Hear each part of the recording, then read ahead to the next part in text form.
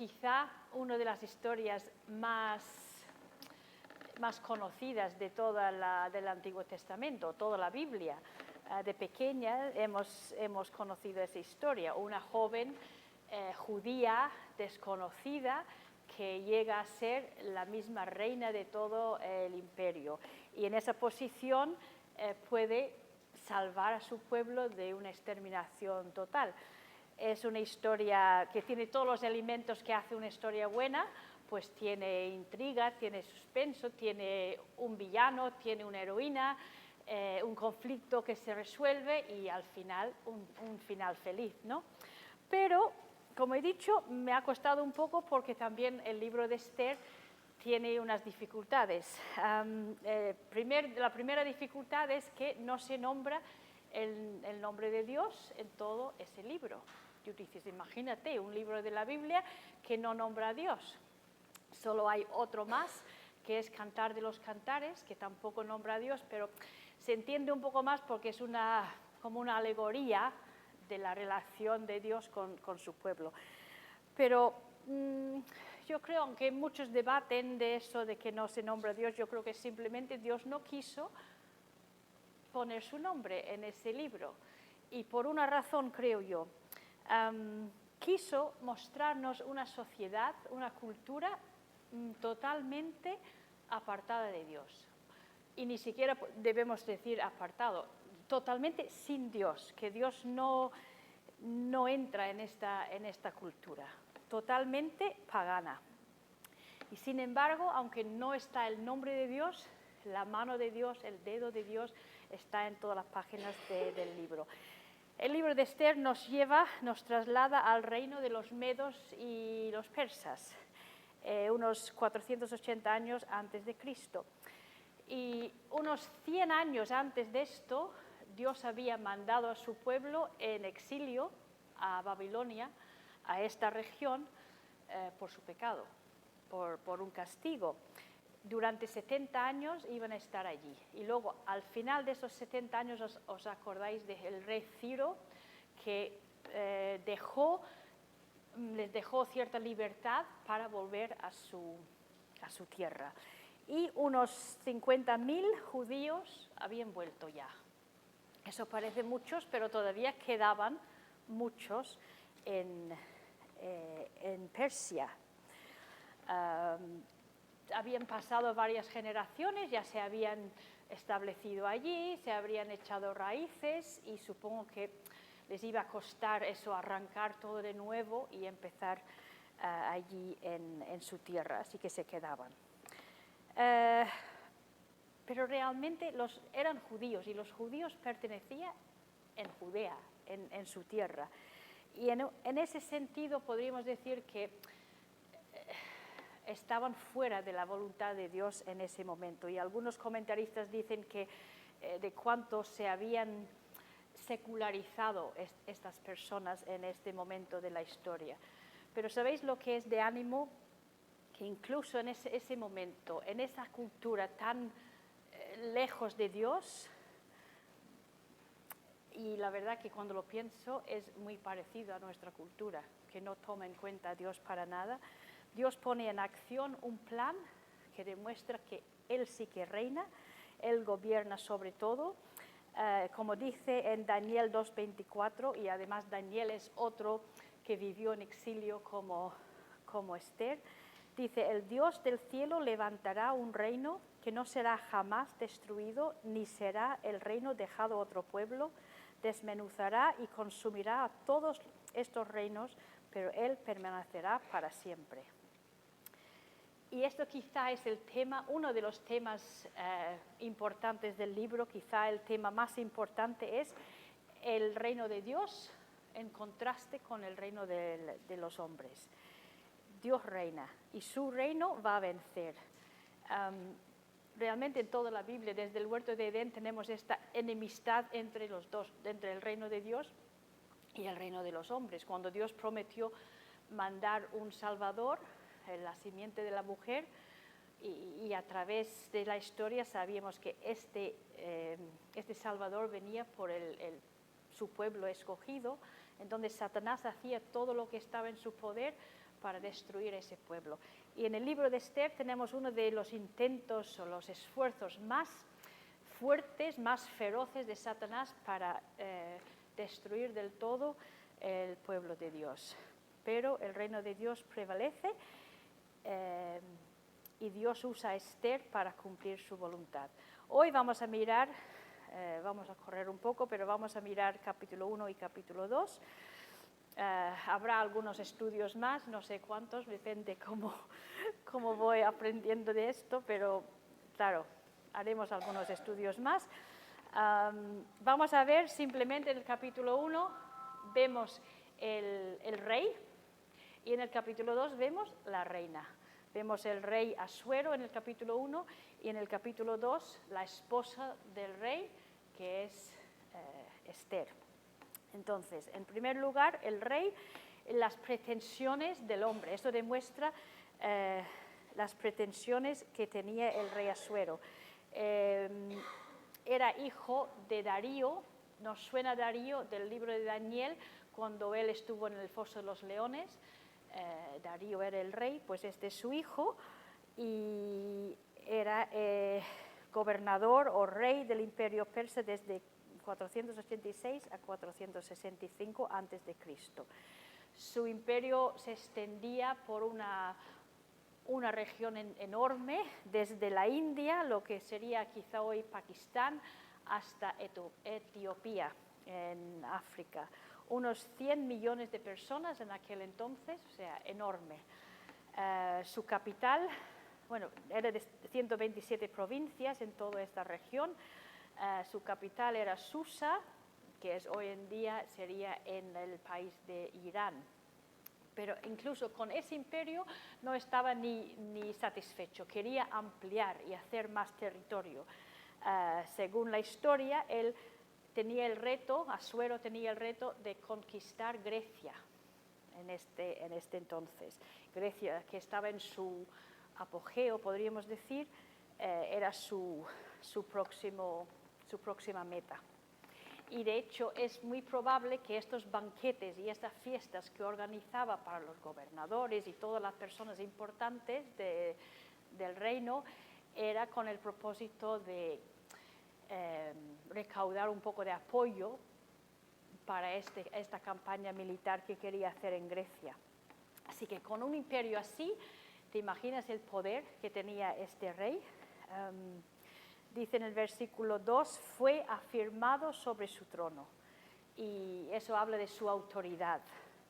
Lo que él decía era la ley. Era el jefe de Estado con mayúscula de todas las mayúsculas. El soberano de todas las provincias, de todos los ejércitos, él mandaba. Y su palabra tenía que ser obedecido. También vemos su riqueza, una riqueza tremenda. Si has leído eso, te quedas asombrado a todo lo que sacaba a relucir en esas fiestas. Es un escenario de opulencia, de lujo, los vasos de oro, el mármol, el alabastro, todos los materiales en sus banquetes eran de un valor altísimo, esplendor, derroche total. Y así vivía él en medio de todo ese lujo. Aunque en el capítulo 1 parece que quiere mostrar su lado generoso, y varias veces habla de la generosidad del rey, y invita no solo a los importantes, a los gobernadores, a un banquete de 180 días. ¿Cuántos es eso? 6 meses. 6 meses de banquete, 6 meses de fiesta, imaginaros. Pero también invita al pueblo, dice desde el mayor hasta el menor. Después de esos 6 meses hizo otra fiesta durante 7 días para todos. ¿Vale? Al huerto del palacio, dice, invitados. Todo el mundo a celebrar su grandeza, su afirmación en el trono. Claro, a esta fiesta tú y yo podríamos ir porque somos de los normales, ¿no?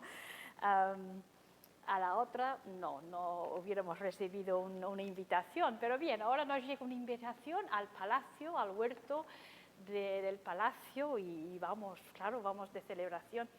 Y seguramente nos quedaríamos boquiabiertas con todo lo que veíamos allí.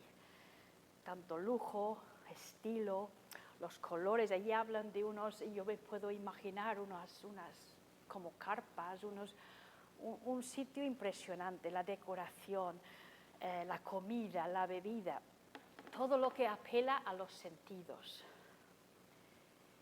Incluso nos sentiríamos allí parte de todo eso, nos sentiríamos importantes.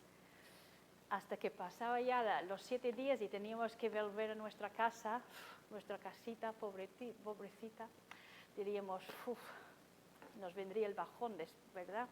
Después de estar 7 días expuestos a todo ese lujo, qué bajón que nos vendría después.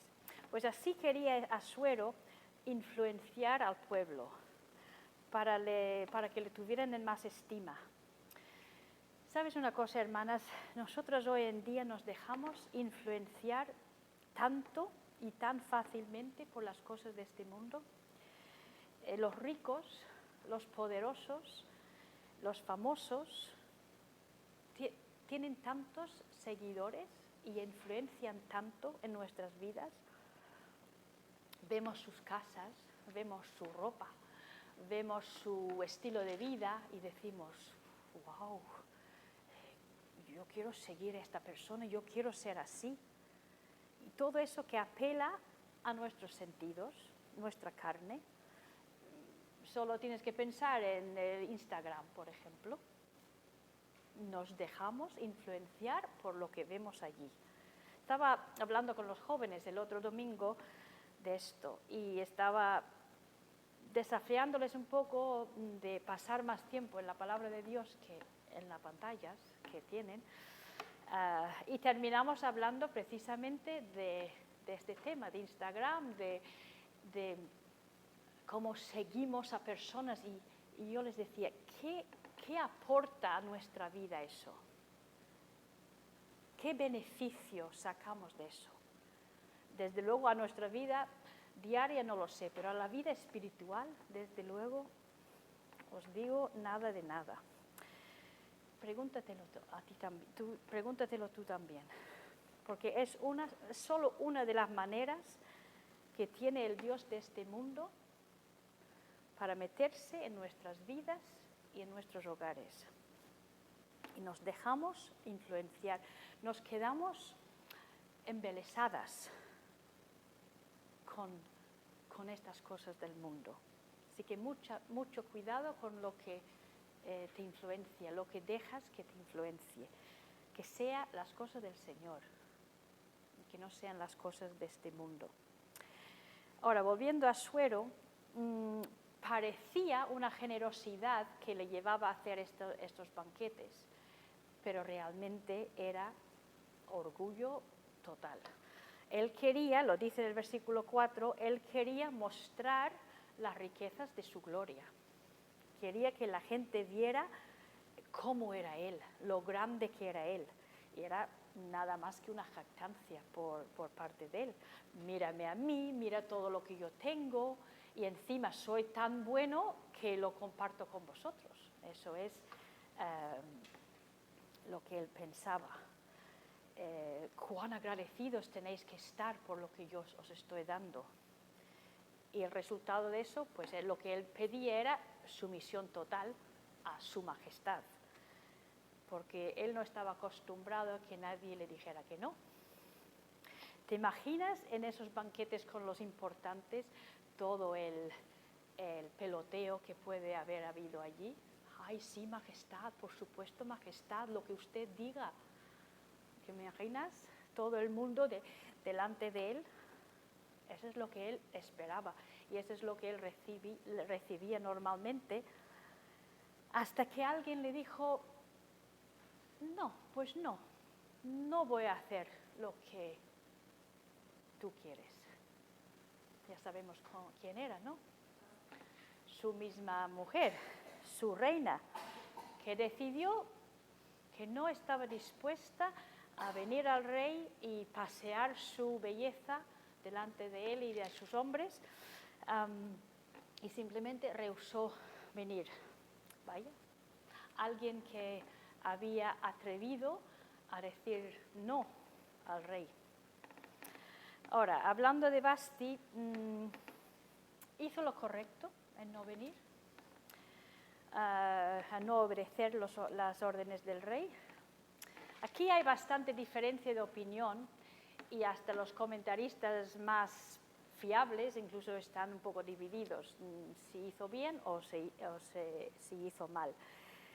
La verdad es que es difícil decir porque no sabemos por qué rehusó venir. No sabemos su actitud al tomar esta decisión. ¿Alguna vez es correcto no seguir los deseos del marido? Dejamos eso para otro estudio. Pero si estás buscando una excusa o una razón para ir en contra del marido, no lo tomes de ella, ¿vale?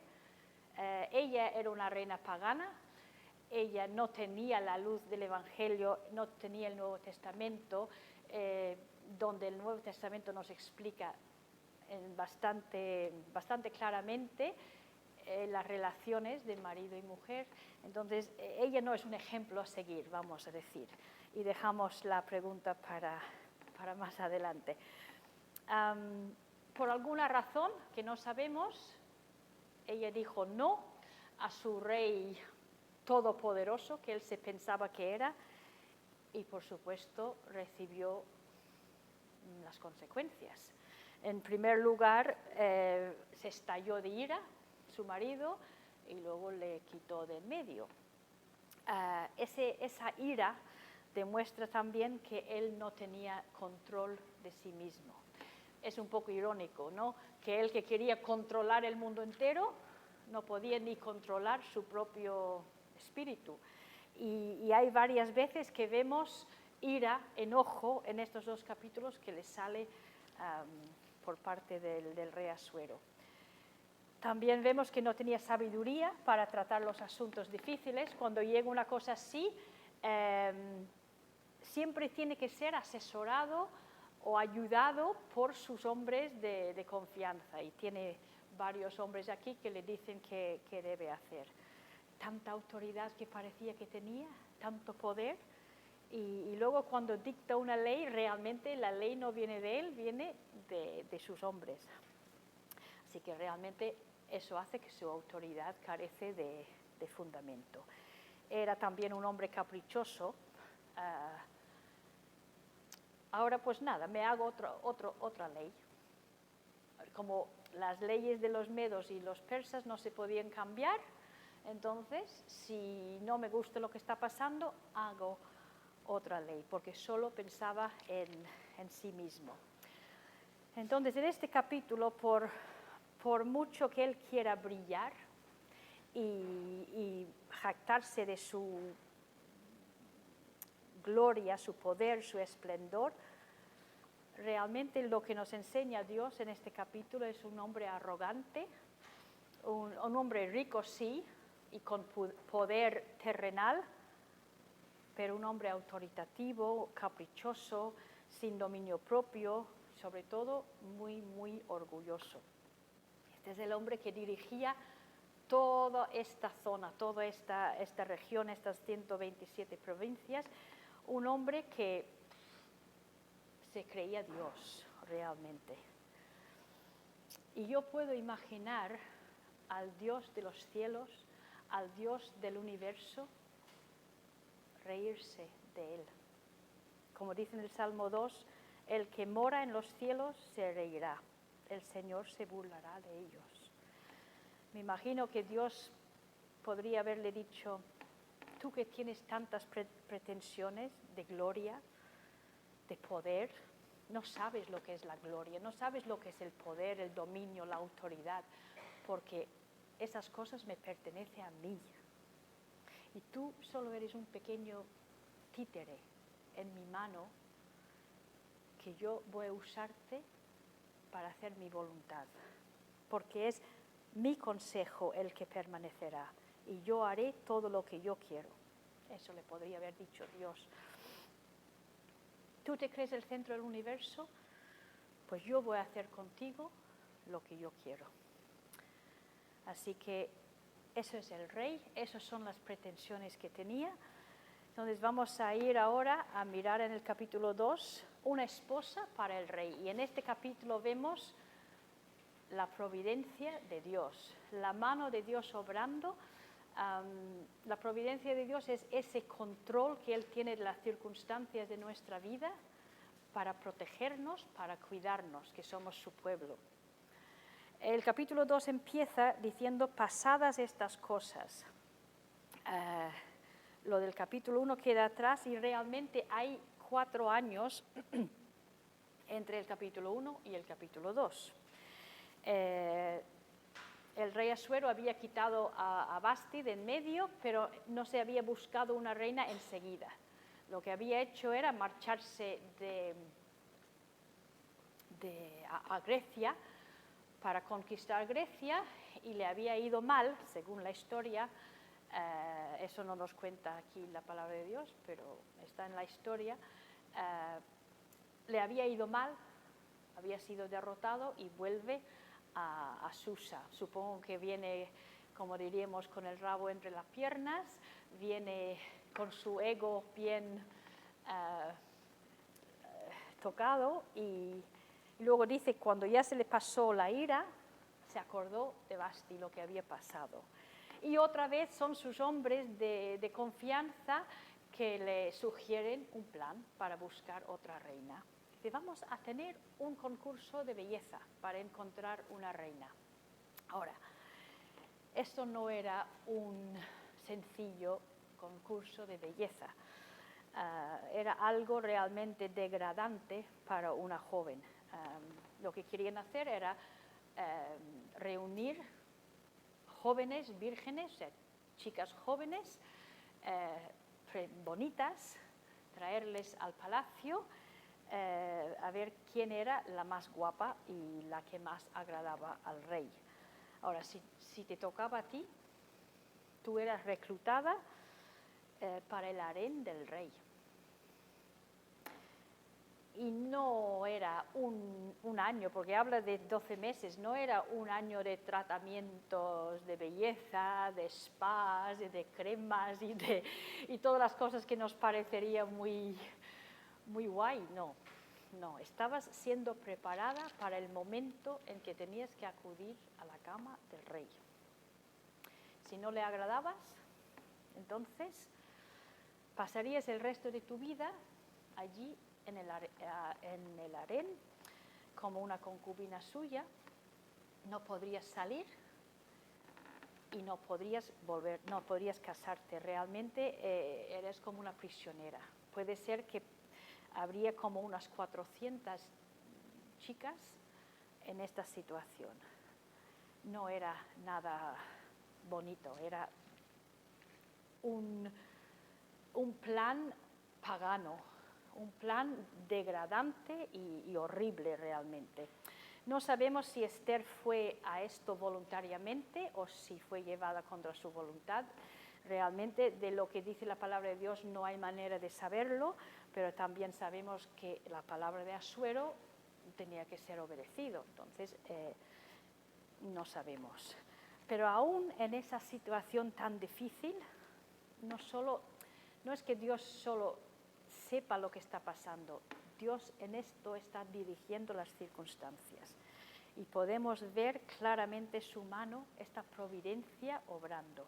Y eso, hermanos, debe animarnos, pensar que Dios puede usar hasta las maquinaciones malvadas de hombres inicuos para hacer su voluntad. Dice el Salmo 76:10, ciertamente la ira del hombre te alabará. Cuando las circunstancias nos hunden, cuando nos deprimimos, al ver que todo a nuestro alrededor está llevado, está dirigido, está gobernado por personas que están en contra de Dios, y muchas veces decimos, Dios, ¿dónde estás? ¿Por qué no hace algo Dios? pues sabemos que Dios sí que está obrando. No lo vemos, pero Dios siempre está obrando. Por eso no está el nombre de Dios aquí, porque cuando Dios obra, muchas veces no lo vemos y muchas veces ni da señales que está obrando, pero sí que está obrando. Me encanta, en Salmo 19 hay una descripción de cómo sale el sol por la mañana y dice que se prepara como gigante para correr una carrera. Y todo esto está hecho sin emitir voz, sin hablar. El sol no tiene que hablar para hacer su trabajo. Y eso me parece como muchas veces Dios obra sin que nosotros nos demos cuenta. Y eso debe darnos consuelo, nos debe dar seguridad, porque la providencia de Dios obra en nuestras vidas. En el versículo 7 del capítulo 2, los dos nuevos protagonistas se introducen, que son Mardoqueo y Esther, y ahora sin saberlo están a punto de ser utilizados en la mano de Dios para cumplir este propósito eterno que tiene Dios en este libro. Podemos decir de Esther que es de orígenes poco probables. Ella era judía, que es lo primero que notamos de ella. Incluso cuando la menciona por primera vez, la llaman por su nombre, o sea, la Biblia la llama por su nombre judía, Adasa. Y obviamente la familia de ella, la familia de Mardoqueo, eran de los que no habían aprovechado esa libertad de volver a su tierra y se habían quedado allí. Ella no era persa como el rey Asuero, ella era extranjera y por eso Mardoqueo le dice: no reveles tu nacionalidad, oculta de momento tu nacionalidad. Seguramente porque habría odio hacia los judíos, o si odio no, quizá resentimiento o malestar. Era judía y también era huérfana. Sus padres habían muerto, ella era muy joven para haber perdido padre y madre. En esa edad quizás solo adolescente, muy joven para no tener padres, pero gracias a Dios, y esa es la mano de Dios obrando en su vida, le había dado este primo, Mardoqueo, para cuidar de ella, que la había adoptado y la cuidaba. Hay muchas muestras en el libro del interés, del cuidado que él tenía de ella. En fin, Esther era quizá la menos probable para candidata para el trono, desde luego. Insignificante, jovencísima, huérfana, lejos de su patria, tenía tantas cosas en contra y sin embargo Dios estaba por ella. ¿Y qué dice la palabra de Dios? Si Dios es por nosotros, ¿quién contra nosotros? Y Dios obraba a favor de ella. En segundo lugar, ella tenía una belleza insuperable. Dice en el 2:7, la joven era de hermosa figura y de buen parecer. O sea, tenía una cara preciosa, guapa, y tenía un cuerpo que iba con la cara. Lo tenía todo esta chica. Buen cuerpo y buena cara. Pero ¿quién se lo había dado? Dios le había dado su belleza. Y otra vez vemos la mano de Dios, que precisamente por su belleza se encontró en el palacio. Ahora, igual que en la situación de Esther, lo que más importaba era la belleza, pues hoy en día, hermanas, aquí en este mundo que vivimos, lo más importante es la apariencia, es lo físico. Toda la atención de las personas está puesto en el físico. Ahora, si no me gusto como soy, hoy en día, pues está de moda, pues me cambio y me quito un poco de aquí y me pongo un poco en otro sitio y así me voy cambiando hasta que me llegue a gustar. Qué triste, de verdad. Lo que tenemos que recordar es que es Dios que nos ha dado la constitución que tenemos, el color de ojos que llevamos, es lo que ordenó Él, la forma de nuestra nariz es lo que nos quiso dar Él. El color de la piel fue decisión de él. Salmo 139 es precioso. Tú formaste mis entrañas, tú me hiciste en el vientre de mi madre, mi embrión vieron tus ojos, y en tu libro estaban escritas todas aquellas cosas que luego fueron formadas, sin faltar una de ellas. A veces pienso, ¿esto podría ser una referencia al ADN? En el libro de Dios estaban escritas todas las cosas que luego iban a ser formadas de nuestro cuerpo. Claro, los hombres solo han descubierto eso de ADN hace unos años, pero por supuesto que lo entiende esto Dios desde la eternidad. Y es Él que ha ordenado cómo somos. Lo hizo para Esther y lo hace también para nosotros. Pero Esther también mostraba una belleza interior. 3 veces en este capítulo 2 leemos que halló gracia a los ojos de la gente a su alrededor. En Proverbios 13:15 dice, el buen entendimiento da gracia. Y Esther obviamente tenía ese buen entendimiento, un carácter piadoso, un espíritu de contentamiento incluso en medio de una situación difícil. Me hace pensar, no tenemos tiempo de desarrollarlo, pero la historia de José al final de Génesis, otra persona que fue sacado de su tierra y sin embargo Dios le usó en una posición de liderazgo para salvar a su pueblo. Y cuando lees esa historia, a todos los sitios donde iba José, incluso a la cárcel, halló gracia con las personas y llegó a ser un hombre próspero porque Dios estaba con él y él tenía ese espíritu de, otra vez, belleza de espíritu, belleza interior. Podríamos decir de Esther que tenía un espíritu afable y apacible, lo que habla Pedro en 1 de Pedro 3:3. Así que, hermana, incluso en situaciones difíciles, en circunstancias adversas y en medio de personas nada agradables, podremos mostrar la belleza que nos da el Señor, teniendo ese espíritu que ama al Señor y ese espíritu de contentamiento, sea cual sean nuestras circunstancias.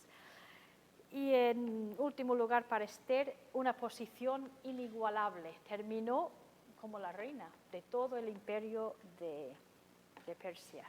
Un día era huérfana, lejos de su patria, en su casa normal, y el otro día se encontraba en el palacio como una reina en potencia, con 7 doncellas para ayudarle a hacer todo lo que necesitaba. Imagina eso para un adolescente. Luchi, si te pasa eso a ti, ¿se te va a subir a la cabeza?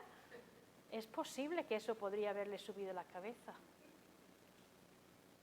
O incluso le podría haber dado un miedo de pensar qué podría pasar. Os lo he explicado lo que involucraba todo eso.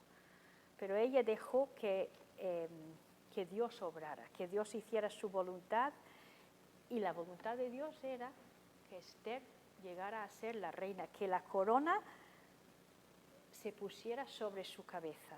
Era algo, una posición que ella jamás habría imaginado que le iba a pasar.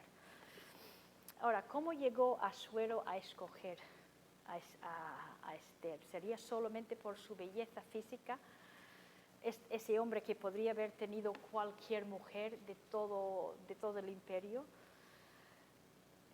Yo creo que escogió a Esther porque el corazón del rey está en la mano de Jehová. Eso lo dice Proverbios 21:1. Y a todo lo que quiere lo inclina. Dios quiso que Esther fuese la reina. Y Dios inclinó el corazón de Asuero hacia ella, sin saberlo él, claro. Porque yo me estaba imaginando que Dios decía, yo voy a hacer contigo lo que yo quiero. Mis hermanas, el plan de Dios para Esther era incluso mucho más grande que hacerle reina. Él quería hacerle reina para luego salvar a su pueblo. Y obró de antemano, o sea, preparando el camino para que Esther estuviera en el sitio correcto cuando tenía que estar. Ella no sabía lo que tenía por delante, ella no sabía lo que le venía, pero Dios sí que sabía y la estaba preparando. Y veremos lo que tenía por delante en el próximo estudio, porque la trama se enreda bastante. Pero no puedo dejar esto. Estamos hablando del rey, estamos hablando de la esposa del rey, y me hace pensar en otro rey, en un rey que también buscó una esposa para su honra y su gloria. Estoy hablando, por supuesto, del Rey de Reyes y del Señor de Señores. Él que es alto y sublime de verdad, no como este rey. El Rey de Reyes cuyo imperio no tendrá límite, dice Isaías 9:7. Aquel delante de quien todos los reyes, incluso Asuero, se postrarán. Todas las naciones le servirán. Aquel que dominará de mar en mar, ese es el Rey de Reyes. Y toda la gloria que podía tener Asuero pierde todo su esplendor al lado de este rey. Este rey tiene una palabra que está firme. Para siempre, oh Jehová, permanece tu palabra en los cielos. Eso es el Salmo 119, 89. Este rey no habla por capricho, no cambia lo que sale por su boca, tampoco necesita consejeros para ayudarle, porque ¿quién enseñó al Espíritu de Jehová o le aconsejó enseñándole? Dice Isaías 40:13. Y este mismo rey dijo, cuando iba a volver al cielo después de estar en esta tierra, dice, toda autoridad me es dada en el cielo y en la tierra. Entonces, el nombre del Rey de Reyes, su palabra, su gloria es sublime.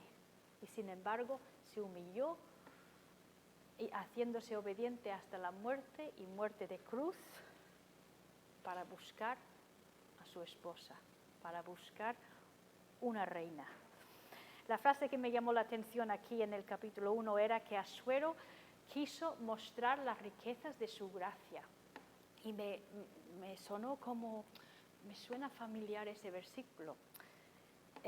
Asuero quería que todo el mundo supiera de su grandeza, de su gloria, pero realmente se queda pálido, se palidece esa gloria cuando lo comparamos con la gloria de Jesucristo.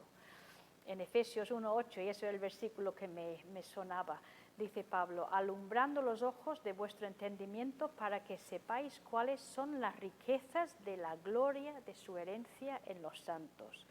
Y Dios quiere mostrarnos, quiere que contemplemos las riquezas de su gloria.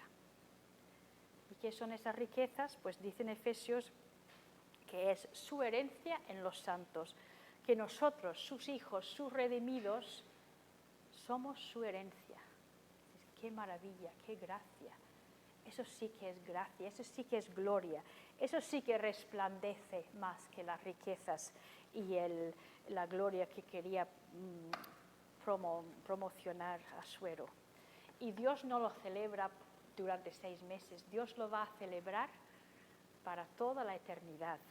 Dice en Efesios, para mostrar en los siglos venideros esas abundantes riquezas de su gracia. Toda la eternidad, y vamos a estar contemplando y intentando entender lo que es las riquezas de su gracia. Que Cristo trajera a su esposa a la gloria. Eso es la riqueza de su gracia. Una esposa de origen muy poco probable, éramos extranjeros, sin esperanza, sin Dios en el mundo, dice Efesios 2:12. Dios no era nuestro Padre, pero por su gracia ya no somos extranjeros ni advenedizos, sino conciudadanos y miembros de la familia de Dios. ¿Cómo es la gracia del Señor? Y la esposa que buscó el Rey de Reyes no tenía nada de belleza propia. Estábamos muertos en nuestros delitos y pecados. Y sin embargo, Cristo se entregó por esa esposa, por su iglesia, para presentársela a sí mismo una iglesia gloriosa que no tuviese mancha, ni arruga, ni cosa semejante, sino que fuese santa y sin mancha. Toda nuestra belleza ahora viene de Cristo. Estamos vestidas en su justicia. Y Dios nos ve bellas, una esposa bella porque ve a su Hijo Jesucristo. Y es una esposa que Dios coloca en una posición inigualable. Nos hizo sentar en los lugares celestiales con Cristo Jesús. Con Cristo, en Cristo, herederos de Dios y coherederos con Cristo. Esa es la posición que tenemos. ¿Te puedes imaginar una posición más segura? Mejor lugar para estar en esta tarde que con Cristo, en los lugares celestiales con Él. Esas son las riquezas de su gloria. Y Dios va a mostrar esas riquezas de su gloria para toda la eternidad. Su gracia en su bondad para con nosotros en Cristo Jesús, dice el apóstol Pablo. Y yo te pregunto, ¿conoces esa gracia? ¿Eres parte de su esposa amada? ¿Vas a ser presentada delante de Dios algún día? Entonces, si puedes decir que sí, entonces abre los ojos espirituales y deja de contemplar podría decir, la bisutería de este mundo, las tonterías de este mundo, cuando tenemos las riquezas de la gloria de Cristo que podemos estar contemplando. Dejar que te impresione eso y no nos dejemos influenciar por las cosas del mundo. Espero que sea así para su honra y gloria. Vamos a orar.